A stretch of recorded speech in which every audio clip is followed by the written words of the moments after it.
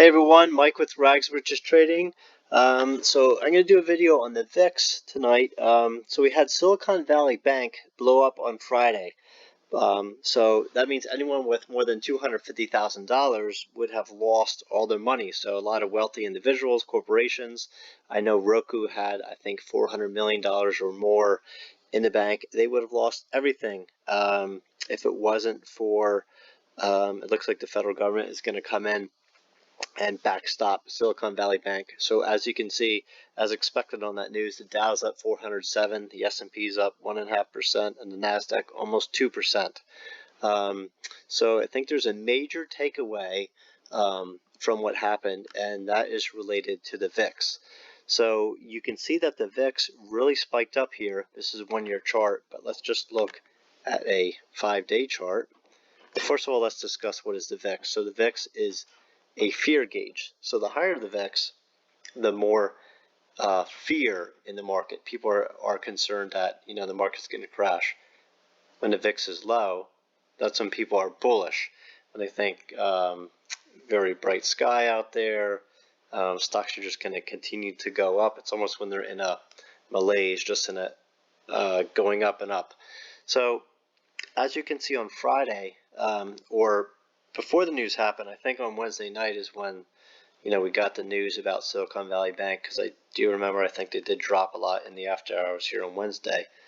But as you can see, the fear kind of just started building and building and building, and then on Friday, people were very scared here as the VIX hit almost 29, and then it kind of faded throughout the day. But 24 is still a lot higher than 18. If you're selling puts, you're going to get a lot better prices up here for those puts at 24 than you are down here. So let's kind of look in the last 5 years. When has the VIX been, or let's do a one-year chart. So you can see it was up here at 28.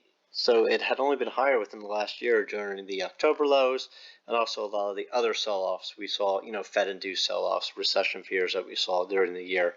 And taking a look at the all-time chart, or this is more like a 30-year chart, you can see at 28 would put us at this level. So the only times when we had more fear in the market was recently, in 2022, just a very rough year for the equity market.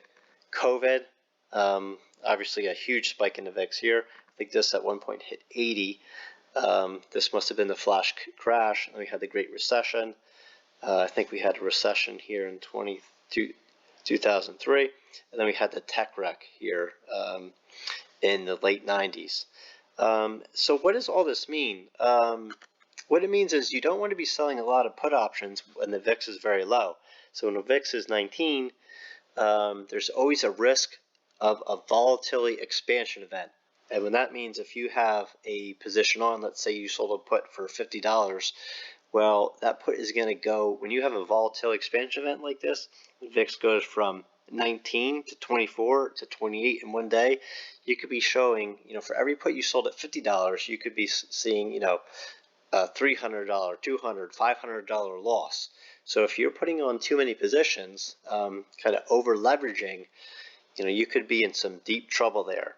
So, there's always going to be that temptation is, oh, let's try to make as much money as we were, when the VIX is very high. You're going to have to sell 4 or 5 times the amount of positions to make the same amount of money, as in October 2022, as you, as when, the market is good in February and early March.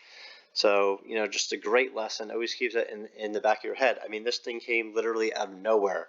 The VIX was like 20, and then in one day, it was all the way up to 28. So just like to know your thoughts. Have you seen this happen before in the past? Is this new to anyone? Any questions or comments, I'd be glad to discuss in the commentary below. Thank you very much.